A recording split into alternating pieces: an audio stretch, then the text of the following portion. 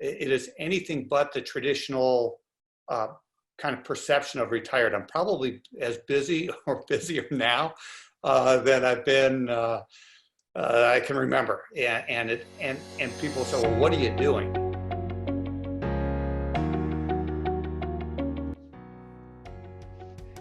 Hello, this is John Bernatovich, the president and founder of Willery, and I'm so delighted to be joined today by a dear friend of mine, Pat Perry. So the reason why I asked Pat to join me is that I am starting a journey on writing a book.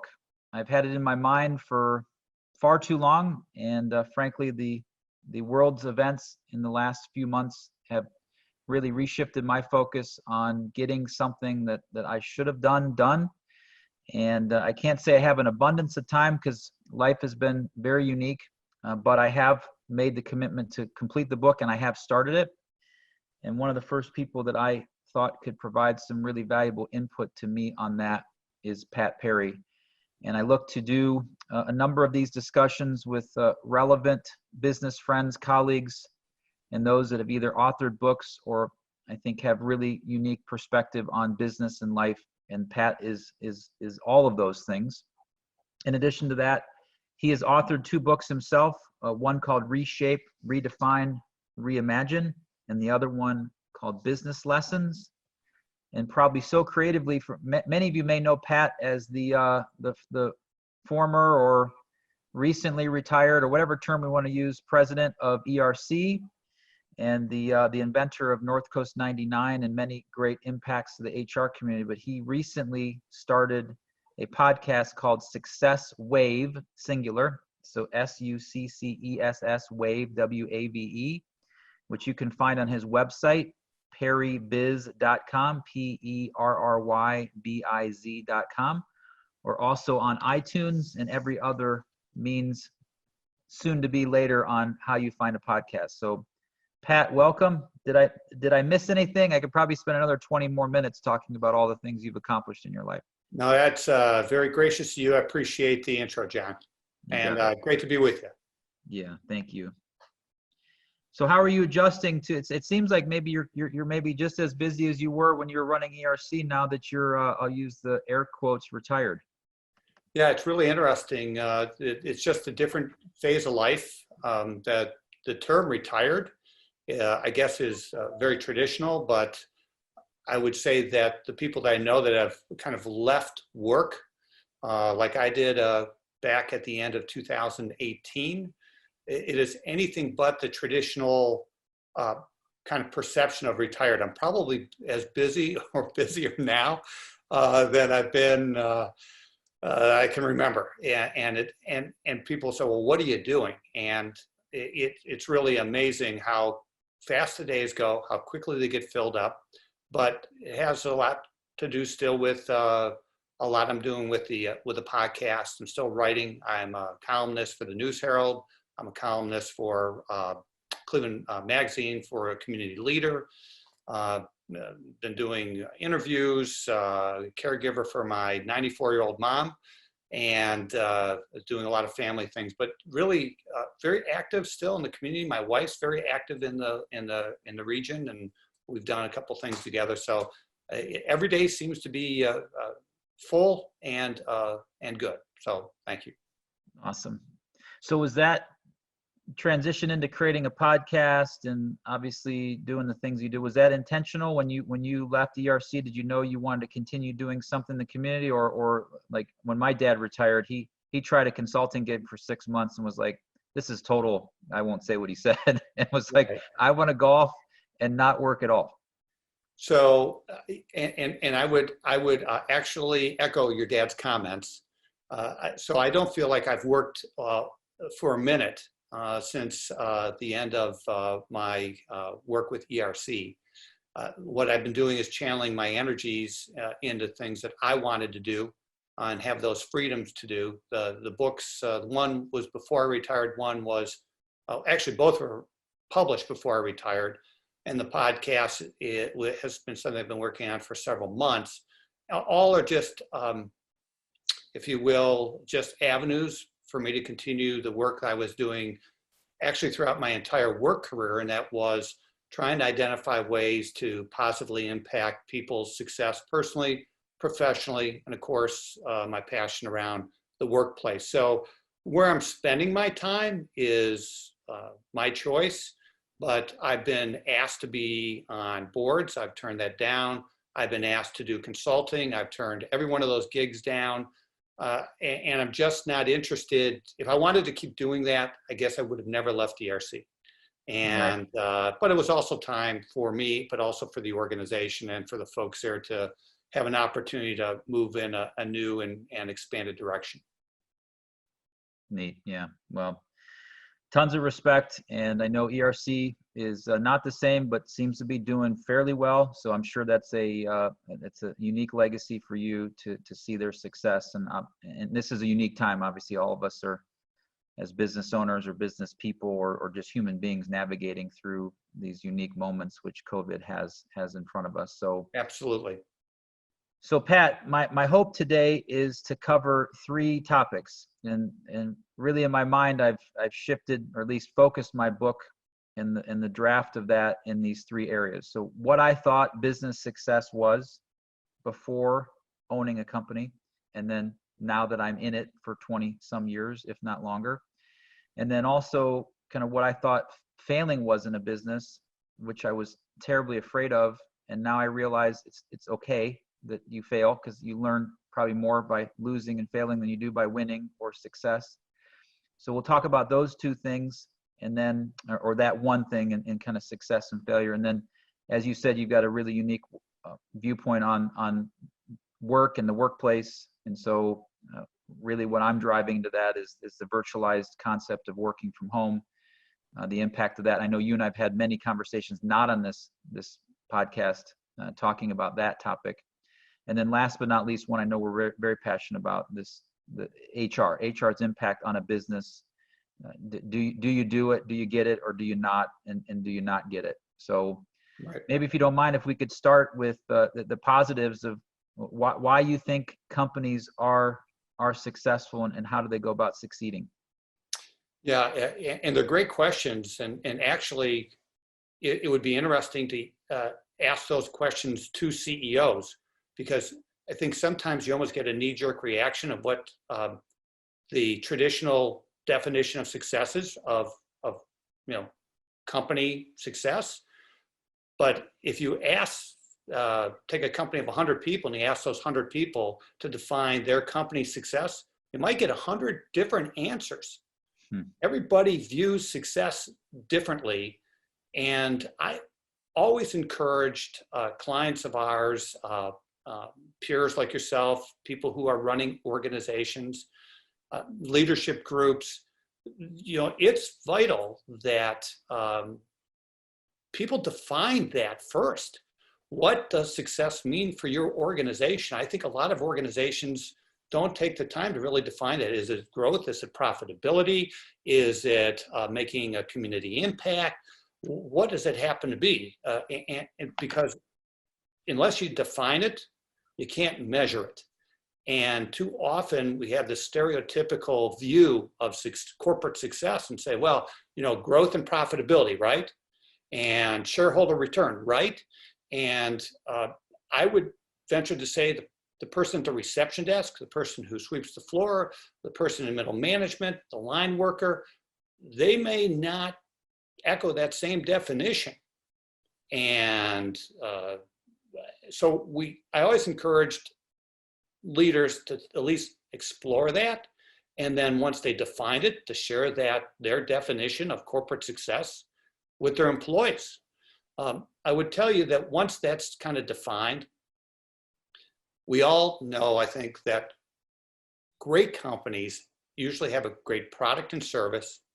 They have great talent, and they have great leadership, those 3. And then I've always believed also in what I call the AAA, and that is great companies adapt. And again, this assumes you understand what your success is, right? But great companies adapt well to changing environments. They anticipate.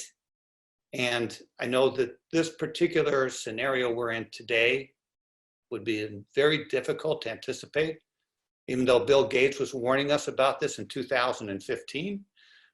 So the first A is adapt, second is anticipate, and the third is A+ service. I always believed in all the organizations that I was a part of, and there were 4 different ones, that if we could always out-service anyone else who was competing with us, that would never have a problem sleeping at night, ever. And I felt that if we always went to the extra mile for our employees, because they're customers too, our internal customers and our external customers, that we provide A+ service to both, there's not a lot to worry about. Because if you have those other components, you're off to the races. And I think great companies have a lot of those different pieces and parts kind of in that melting pot of what is that magic formula. And for every company, I think it's a little bit different. Yeah, no, great insight.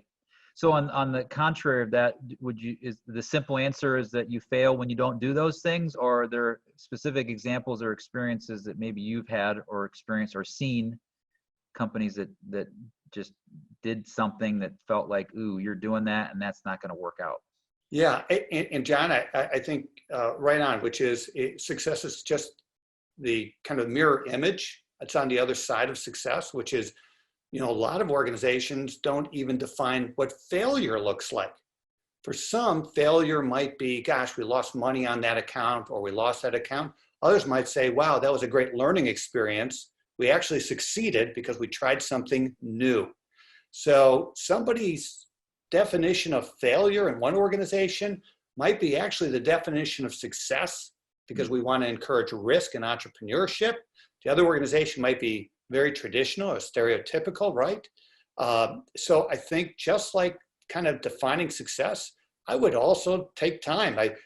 How many times in a management retreat have we pushed leaders to say, could you define what failure looks like in your company? It's so quick that leaders might say, hey, I can define success rather easily, right? Money, growth, but define failure. What does it look like? What does it act like? What does it smell like, right? The whole thing. And I would say, then what are you failing at? And then what are you going to do about it? A lot of organizations, I think there's that kind of, it's like mud, or quicksand, is that unless you have some of these things defined and outlined, and everybody in the company understands it and knows it, what action can you take upon it if you don't understand it? And I'm talking about the entire organization. Understand success, understand failure, and then people can also make a decision, is this the place for me? At least now I know where this company stands. And does it align with my personal values and how I want to contribute to this company's success? And what I also need to understand is, how do they perceive failure? Yeah, no, it's awesome. Yeah, and I know switching gears off of that, it's very helpful, and appreciate the insight and number of things that as I'm thinking of the companies I own, how well am I doing those things? I think in some respects well, and others, we always can improve and evolve and adapt, as you said. I feel like doing that a lot these days, which is good. It's good. It's great. It's great. The entrepreneurship workout, I'll tell you that. I know you and I've talked about this concept of work and the fact that my firm Willery has been 100% remote since the day that I founded the firm back in 2010. And you were one of the people that I know I was perplexing, like as our business had some success, and you're like, how in the hell are you doing that, John? I don't know if you ever thought that out loud, but I kind of saw the look on your face. So tell me about your journey through work. I know you said you've 4 companies, and starting back at KPMG, if I remember correctly, as a consultant. Yes. Like what work looked like back then and what it looks like, well, gosh, today, which is a very, very unique time. So. Yeah. And first of all, let me throw out a kudo to you and your entire team. You were doing this way before anyone that I am aware of. And it's one thing to transition a business to remote work. You started the business and you've grown it, and you also recognize it's a great place to work. which for so many people, because they have this traditional view of brick and mortar and everybody has to go there, you are a hard company for traditionalists to put their arms around. And I always viewed you with great admiration, still do obviously today, with great respect, because you are truly a pioneer when it comes to remote work. And you take a look, I know a number of your employees, they're still with you. You talk about attracting and retaining great talent. Somehow, some way, John, you have figured out kind of that secret sauce of how to make this happen. So hopefully you'll incorporate that in your book. But to your question about, how has work transitioned? So I'm part of the baby boomer generation, and I'm not proud of what we have done to future generations as it relates to the workplace. So hopefully I don't look it, but I did start work full-time, a real job, right, out of college 41, 42 years ago. I've actually been working since I was 10 years old, so that even add a few more years onto that. So I started and was brought up in a way that was very traditional, which was not 9 to 5, but 7:30 to 6, at least 5 days a week, maybe 6 days a week. We coined the phrase type A personality, right?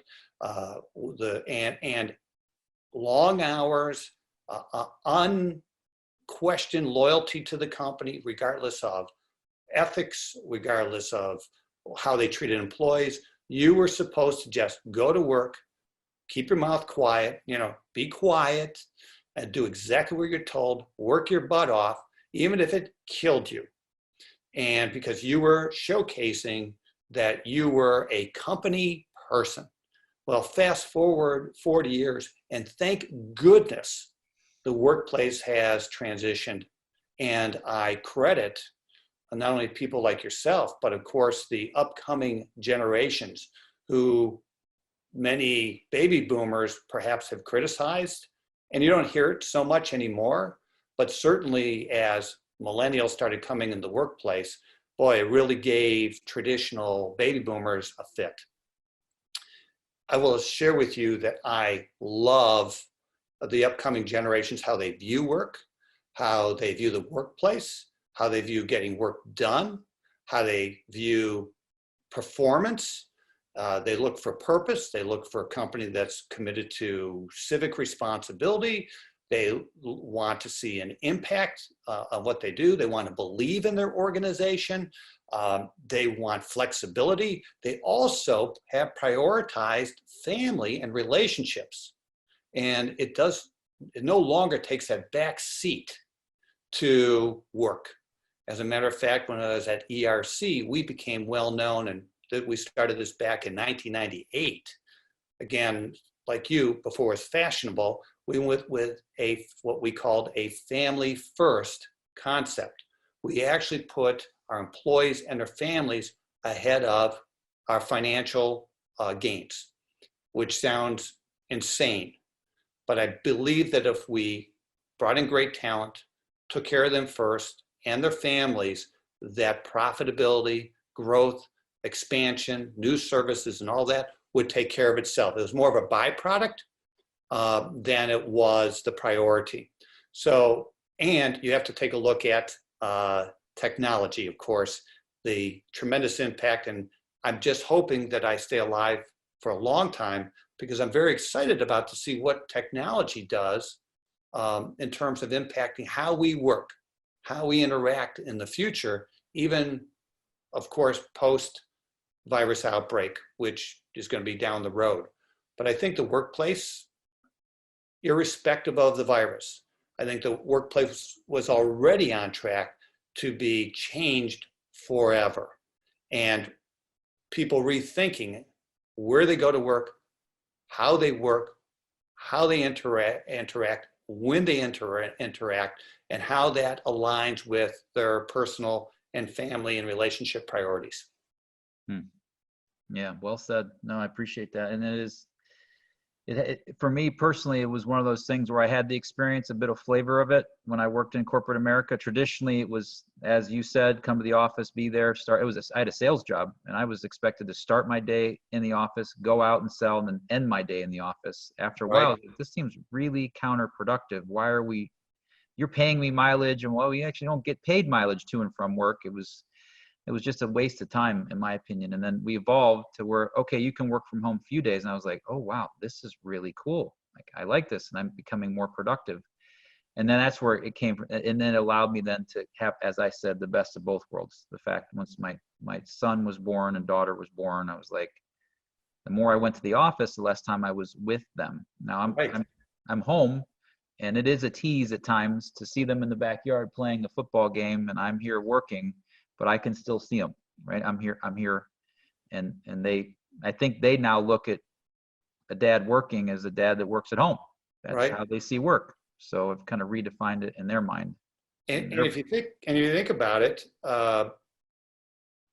the whole concept of how we spend time at work is that traditionally, our best energy, our best part of our day is spent with, in the traditional sense, going to a place with strangers to develop relationships, and you come home and your second life begins, right? And your kids are anxious for mom or dad to come home and play and so forth. And I think hopefully we'll evolve one day, and I hope we see it to the point where, and I think you're already there, John, and your team is, which is, how do you make this more integrated between work and family and lifestyle, instead of missing out on life? Yeah. I saw Disrupt HR talk, which I know you've done that. I have as well. And as we're going through this journey, trying to bring that as much of that kind of revolutionary thought process. I heard the word work-life harmony, not balance, because balance means equal. And it's not ever equal, right? Like you said, sometimes it's all work, and then you come home and you're a zombie because you've had a crazy day, and the kids want to go out and play, and you're like, I need like 5 minutes just to get my head wrapped around changing this, from CEO, owner, to putting out fires, to I need to be an all-time quarterback, right? Right. And that transition is not easy. No.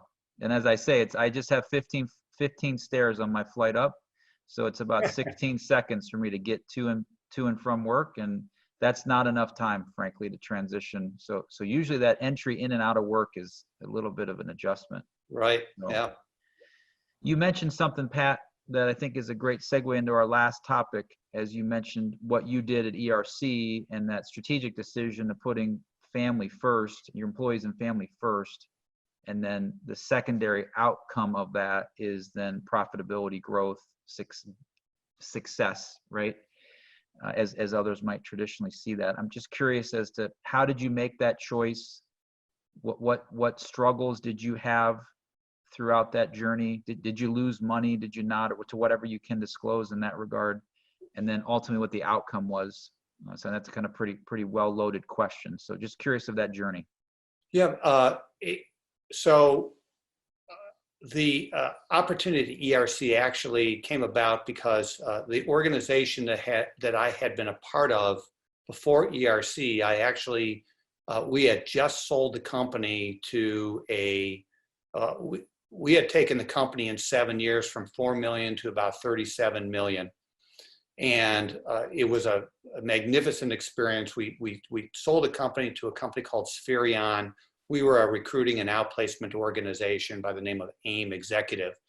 And so we sold the organization, and it was almost a hybrid, almost a precursor of kind of some of the things I was thinking about at ERC. But what I had found is that in each career or each job I had, the first job, the second, the third, and then ERC being the fourth, the first three actually were the catalyst for me making a decision that if I ever ran a company, I'd want to do it different. And I at least wanted to give it a shot. So one of my clients actually at AIM Executive, his boss was the chairman of the board at ERC at the time. And they said, well, we're looking for this president. ERC's on some tough times. They're looking to transition to a new president. Are you interested? And I said no, because ERC at the time had such a bad reputation. And then I thought a little bit more about that and met with the search committee and thought, gosh, this is an opportunity here for me to stay in Northeast Ohio and really give this whole thing a shot, where I've believed in this formula. I believe you can still have all the traditional successes of the financial successes and profitability, growth, adding jobs and so forth. But I did believe in a lot of these other ideas I had about running a business, and where there was actually work-life imbalance where family came first. So I caught the board at a vulnerable time, because I think they were so desperate to bring someone on. And so I actually wrote my own offer letter. And even though I took an initial significant pay cut, I did put in some parameters that basically said, I don't want to be touched for a year, because the things that I'm going to do is going to scare this very traditional board. And one of the first moves I made was to decide that the entire board had to go. And we did that over the first couple of years, where I actually transitioned the whole board. And then we knew that we needed to transition staff. But it was a fertile ground to try a lot of these concepts we'd never seen anywhere. You and I are both very passionate about the great workplace. Back in 1998, no one cared about the great workplace at all, or HR. In fact, only a few years before that, the transition from the name personnel to human resources occurred. And I was actually chairing the NORC committee. We're the ones who actually changed the name. It used to be the Personnel Executive Conference of Northeast Ohio. It was our team that changed it to NORC, the Northern Ohio Human Resource Conference. Oh, cool. So even back then, no one cared at all about workplace or the employees. It was about growth, profitability, and all the traditional stuff. So this whole concept of what we were doing rattled some cages, gave us a lot of criticism. We created North Coast 99, which no one seemed to care about at the beginning. So how'd we do?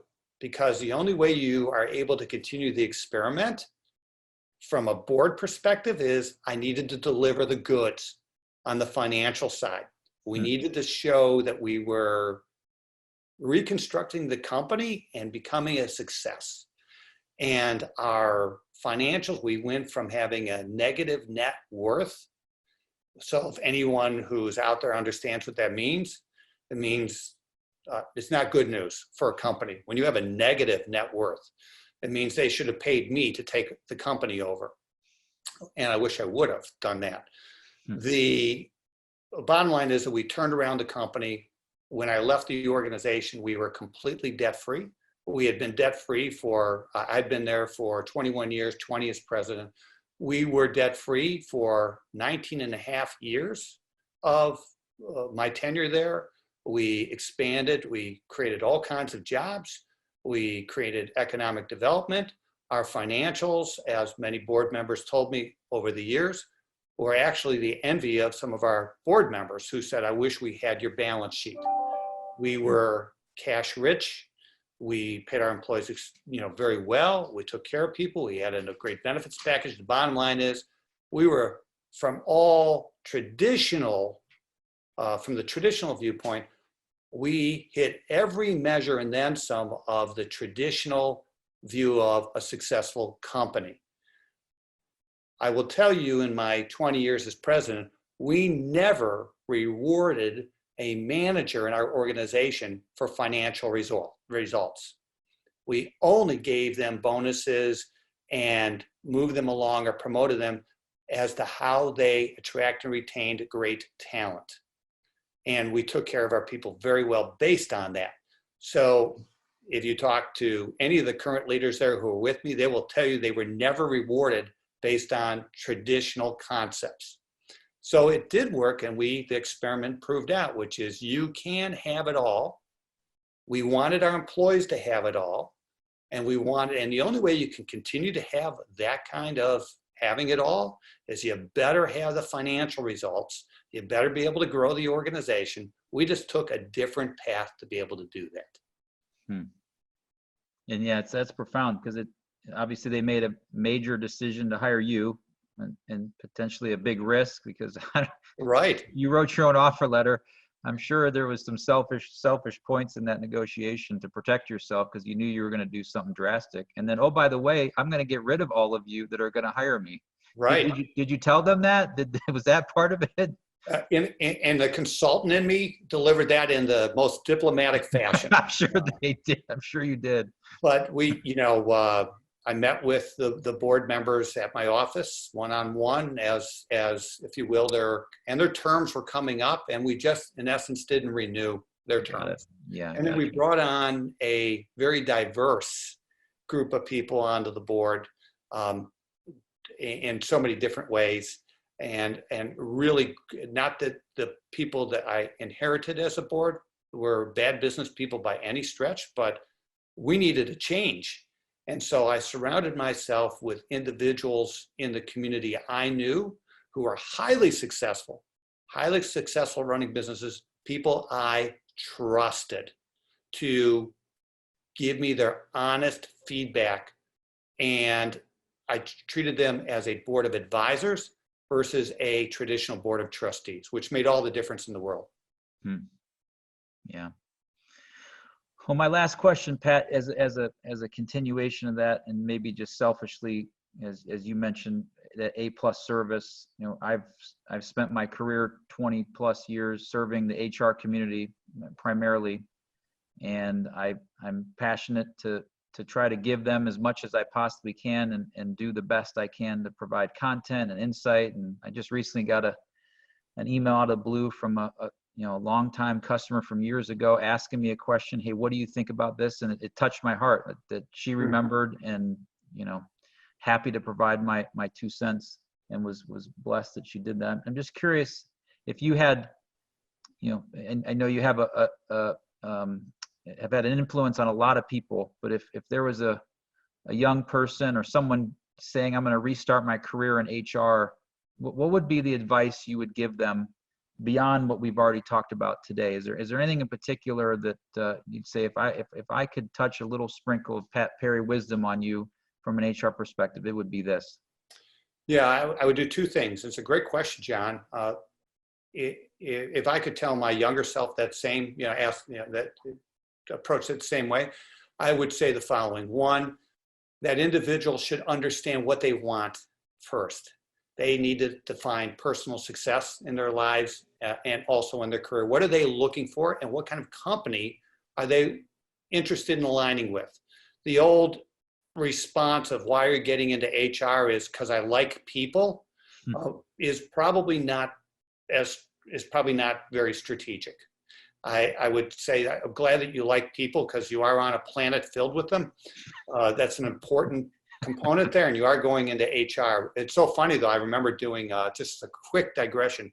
I remember doing some keynotes with some very seasoned HR folks, and I always would start out and say, remember when you used to like people? And it always got a good laugh, because the HR folks are so critical to the organization. They work so hard. They also get pretty beat up. And so over time, it's almost an endurance contest. It's a marathon. But back to the individual, I would say, understand the kind of company you want to get into, understand your values, define success.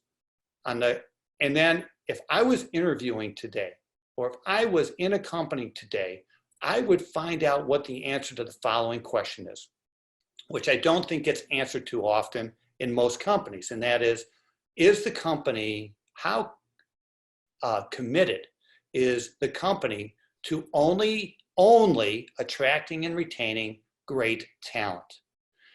There is no right or wrong answer to that question, but it needs to get answered. Too many HR folks do not know the answer to that question about their own company. How can you do anything from an HR perspective, if you don't understand where the leadership in the company, what their value is, are you focused on developing a great workplace for top performers, or or is your priority somewhere else?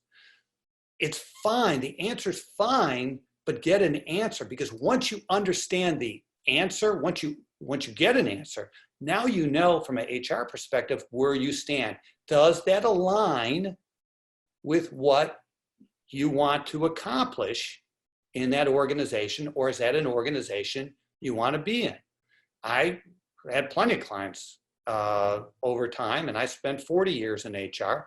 A lot of organizations where clearly the CEO would tell me, either as a consultant or a fellow CEO, would say, Pat, our priority are the numbers, and the people just need to understand. Yet other CEOs have a very different view. Where I found there was a lot of conflict between HR and leadership is where no one ever answered that question. And so HR spent too many years, too much time floundering on projects here or there and there, and not really connecting into the business. Forever we talk about HR at the table and being strategic and so forth. I think the first part of that strategy is to find out what the strategy is. Until you figure out where the CEO's head is at, and I know that you talk about this in your keynotes and so forth, you better understand where your CEO is coming from. Where is his or her head? What do they believe? What's their definition of success in HR? What's your definition of success in HR? What's your HR department think the definition is, and what do the employees think it is? Get those answers first, because once you get those, they're either going to be really scary to you because you find out you're in the wrong place, or they're going to be refreshing because you realize I'm in the right place. There are some HR leaders in our community and in every community who I'm sure have shared with me confidentially, I am never leaving this place, because my boss, who happens to be the CEO, we are so aligned, and this organization is so aligned that I have clarity in terms of what my job is. And it makes everything so much easier because of the way we communicate, the way we roll out policy, all of that all fits in a nice package. It's not perfect, but boy, that is so much better than not knowing. And that's kind of where I would go from an individual and a company standpoint. How do you make that connection? And I think you always drive home that point in your speeches too. In terms of HR, being the boss and understanding, what's that thinking. I would also say, make sure if you're a head of HR, report to the CEO. Report to the CEO. Don't report to the head of IT. Don't report to the head of operations. Don't report to the CFO. And I don't mean to disparage any of those fine people. But why in heaven's name, if you're the CEO of an organization, would you not want to have HR having a direct line with you? You don't need filtered information. And there, again, you start with that's how the alignment actually starts looking, because everybody's on the same page. And you're really able to address things like this outbreak much differently than organizations that are all over the place to begin with. Because you have a crisis like this, as we all know, it surfaces every blemish the organization has. Yeah, no, it's 100%. And it's interesting as you say that, and it made me think of that, you used an anecdotal example of a 100 employee company that maybe everybody in that organization has a different idea of what success is and failure is. And if you're not consistent with that messaging and it's not clear, like that's the thing. One of the things I've learned in failing and running a business is I was not necessarily always abundantly clear about where we were going and why we were doing what we were doing. Right. And I was so worried about just running the business and it being a business and having success, which meant we're growing and whatnot, that we've really retooled some of the clarity of the message and what our purpose is. And we're still 10 years old and have a lot of things to learn, but that consistency and then them feeling comfortable with that. Like I'm all into this. I can drink this Kool-Aid, as Right. opposed to, ooh, I don't want to drink that Kool-Aid. That Kool-Aid tastes gross or makes me feel gross, right? Right. So fantastic. Well, this was awesome, Pat. I really appreciate you taking the time. You look well. I wish I could grow a beard that full. I've been trying for God knows how long, and I don't know what you're doing to your hair. I did the math, and I shouldn't have more gray hair than you. So I'm going to ask you your formula, buddy. I'm going to ask you your formula. Well, I will share with you that my mom will turn 95 this October, and all her hair is still not gray. Wow. And that is the truth. I mean, it's Okay. unbelievable. So and my dad was the same. So I don't Good know gene, where. good lineage. Yeah. I guess so. Right. Yeah. We all should be so fortunate, right? My mom's living a very good life, and I miss my dad. I think you and I have talked about that, and certainly sorry about, we've Yeah. talked about your losses this year, but they're an important part of our lives, and critically important. And but tells you a lot about who you are and all of that. And as I've shared with you personally, I know your parents are very proud of what you're doing, where you're going. And I think the journey that you're on, John, and along with your team, which is a wonderful team, it's fun. I mean, I always hated the end of the game. Yeah, I was a competitive racquetball player. I always hated the end. Win or lose. I didn't care about winning, and I didn't care about losing. I just wanted to compete. Yeah. I just wanted to, it was so much fun. And I guess if I was a mountain climber, I'd never want to reach the top of Mount Everest. Because Right. then what? Right. What's next? What's next? Yeah. Right? So you're doing a great thing, and you've made a great impact in the region. Hats off to you, your team. Keep up the great work, and look forward to the book. Yeah. Thank you, Pat. Appreciate your time, bud. You bet. Anytime, John. You got it. All right. You take care of yourself.